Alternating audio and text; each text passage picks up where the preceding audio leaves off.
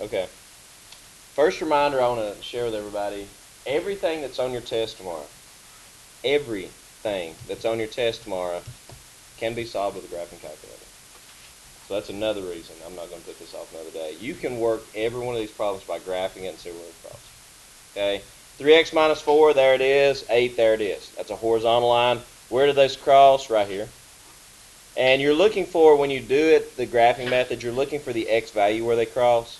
So what might not be a bad idea, honestly, I wouldn't solve this by graphing calculator. Please don't do that. But what might not be a bad idea, if you run up on a problem that you really can't remember, or you think you know how, but you're not 100% sure, why not solve it by hand and then use a graphing calculator and kind of look, okay, when I solve this by hand, I add 4 divided by 3. I think the answer is 4. And then I'll look at this and say, okay, there's 1, 2, 3, there's 4. Yeah, that looks pretty close. That's where it crosses. Okay, so you can solve all these with that. That's two lines crossing. Again, linear equations, get all your x's to one side, get the numbers to the other side, multiply or divide.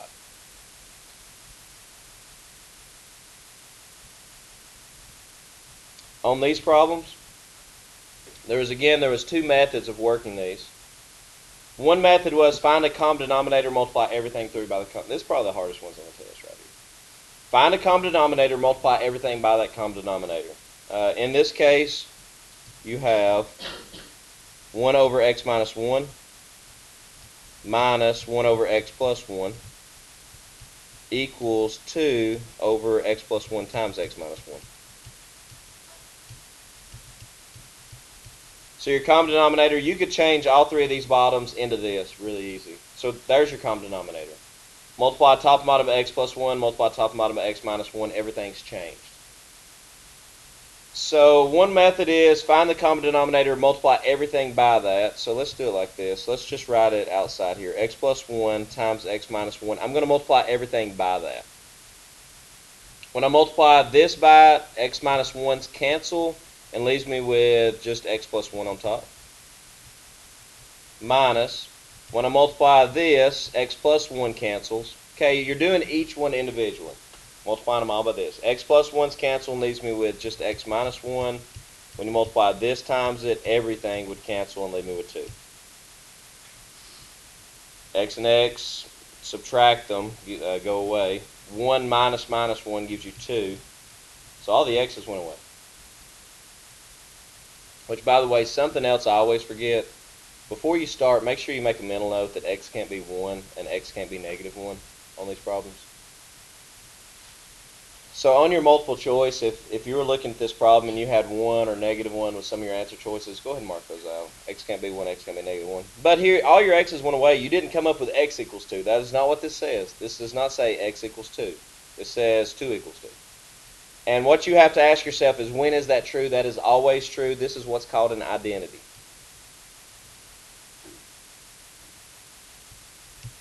Which pretty much means the solution here would be all real numbers, except for positive 1 and negative 1. But it's still an identity. We still call it an identity because all your answer is everything except for those two things. And in the whole grand scheme of things, if everything is your answer except for two numbers, there's lots more numbers than that out there. So we just say pretty much everything. Okay. There's more of the same. More of the same. Absolute value equations. When you're solving these, again, if the absolute value is equal to a number, all you have to do is split it here. X minus 5 equals 4, x minus 5 equals negative 4, solve each one. You'll have two answers. And again, the reason you have two answers, it crosses it twice. V-shape, 4, it crosses it there, and from this graph, honestly, I could see probably that x equals maybe 1, and x equals, I think that's 9, so 1 and 9 should be your answers. You can plug those in and you can test it. On the absolute value or any equation, make sure, clean it up if you can, move the 6 over, move the 2 over. Add 6, divide by 2. So you'll have stuff equals 3, and you have the same type of equation. You will have to use distance formula. It's on your formula sheet. It'll be given to you then. Second x minus first x squared plus second y minus first y squared, and the square root at the end. Sometimes when you're subtracting two things, such as pi over 3 minus pi over 2, a little bit uglier, but just a reminder, to subtract those two, common denominator. 3 and 2, multiply them together, common denominator 6, multiply top and bottom by 2, multiply top and bottom by 3. 2 pi over 6, 3 pi over 6. Subtract them gives you negative 1 pi over 6. Midpoint formula also given to you on your formula sheet. Add the x's divided by 2, add the y's divided by 2. So if I'm looking for the midpoint here, 1 and 5 gives me 6, divided by 2 is 3. 3 and 0 is 3, divided by 2 is 1.5, so 3, 1.5 is the midpoint. Enough of that. Circles. All circles look like this. X squared plus y squared equals r squared, to where r is the radius. So if you had x squared plus y squared equals 9, that is a circle with a radius of 3. Now the center of this one is at 0, 0. If you want to move the center, let me remind you how you move your circle.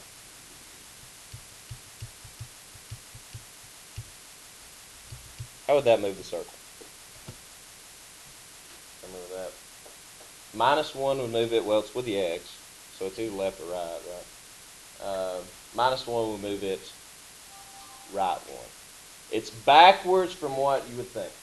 A negative, you would think, move it to the left. When you're dealing with these problems, negatives would actually move it to the right, positives would move it to the left. With circles, circles are backwards. Okay? I've been around several. They're very backwards. Y plus 3.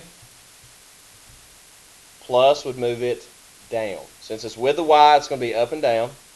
Since it's a positive, it would be down. If it were a negative, it would move it up. Pluses and minuses move it. And then again, the radius, that would be r squared, which would be radius of 3. So that's circles. You probably want to see one of those work, don't you? On tomorrow's test, I promise you. And again, since we're not doing an extra day of review, I'll give you even numbers. Okay, I'm not going to give you one like x squared plus 5x or y squared minus 3y. That'd just be mean. So let's try x squared plus 8x plus y squared minus 10y equals 14. If the number's over here, go ahead and move it to the other side, because when you're given a circle and it's of this form, all you have to do is complete the square. X squared plus 8x. What do we add to it? Thank you. Half it, square it. Half of 8 is 4. Square that, you get 16. What's the step that I always forget? Make sure you do it to the other side too. Keep it equal.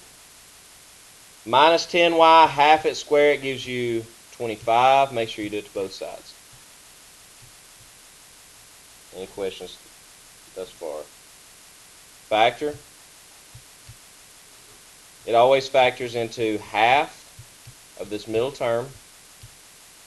If you multiply that back out, you're going to get x squared plus 8x plus 16. Again, it'll always factor into half of that middle term. Half of negative 10 would be negative 5. And I made this problem up so you're not going to have a nice, neat radius over here. That would be 55. Now it's in transformation form. This is a circle that's been moved left 4 because it's a positive, and it's been moved up 5 since it's a negative. That tells you where the center's at. The center was at 0, 0, but it's been moved left 4, and it's been moved up 5. That's your new center. This is not the radius. Yeah, go ahead. This is not the radius. This is the radius squared. So if r squared is 55, to get the radius, square root that. Just a reminder, normally you would do plus or minus the square root. It's a radius. It's positive. Okay. Any questions there?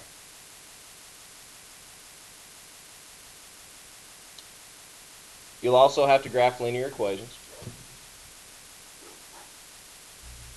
To graph a linear equation, there's two methods of doing it. One method is by finding its intercepts. To find its intercepts, find the x-intercept, plug in 0, or excuse me, to find the y-intercept, plug in 0 for x. Divide, you get negative 3 is y. To find the x-intercept, plug in 0 for y, divide, you get 4.5. 1, 2, 3, 4.5. There's your line. That's the easy way of graphing. Another method of graphing is by getting it in slope-intercept form, which is what y'all are more used to. Move your x term over.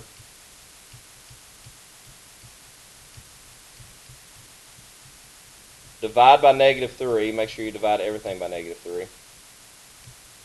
Gives you y equals, negative is a positive, 2/3 x minus 3.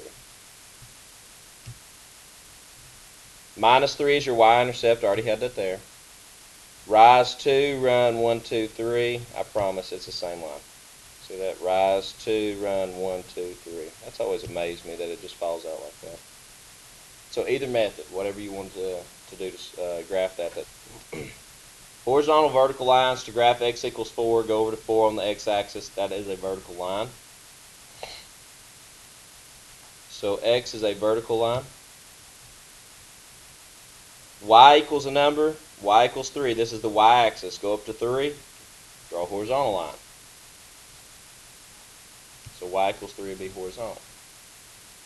Any questions there?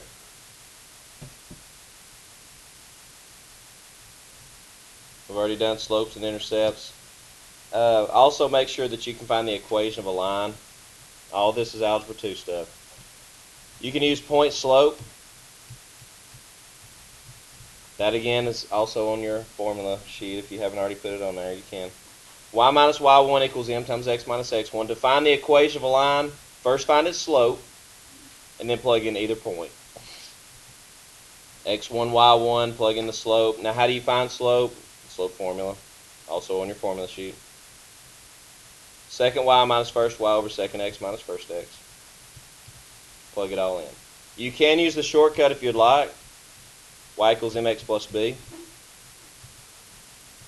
The slope here, let's go ahead and just find that. -6 over -1 plus 3 is 2. Slope here is -3. So with the shortcut method, plug that slope in along with either point. Let's try the first one. If I plug in y, I get 4. The m was -3. The x was also -3. -3 times -3 is 9. 4 does not equal 9. But you can look at that and tell what the y-intercept is going to be. 9 minus 5 is 4. So there's your y-intercept. So this equation would be y equals -3x minus 5. There's your slope here. Here's my y-intercept here. So make sure you can find equations. If you are given a parallel perpendicular one, just remember that parallel lines have the same slope. Where's that at? Should be next. Parallel lines have the same slope. Perpendicular lines have opposite reciprocal slopes, such as 2/3 and -3/2. On this one, any of the parallel perpendicular ones, guys, it's the same thing. If you're looking for a line parallel to this, slope's 3. That's all you need from that. Okay, the slope of this is 3. Any line parallel to it would have a slope of 3. Take that slope and take this point and do the exact same thing. Slope is 3. Point is 1, -4. Find the equation.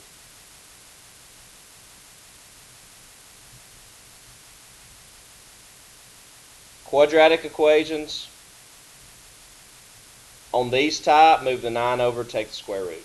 Just the biggest thing is when you take a square root, unless you're doing like the radius or something like that, if you take a square root, don't forget, as we did with our homework, don't forget your plus or minus. So that would be plus or minus the square root of 9. Sometimes you have to factor, such as this. When you have that x term, you ask what adds to give me -1, multiplies to give me -12.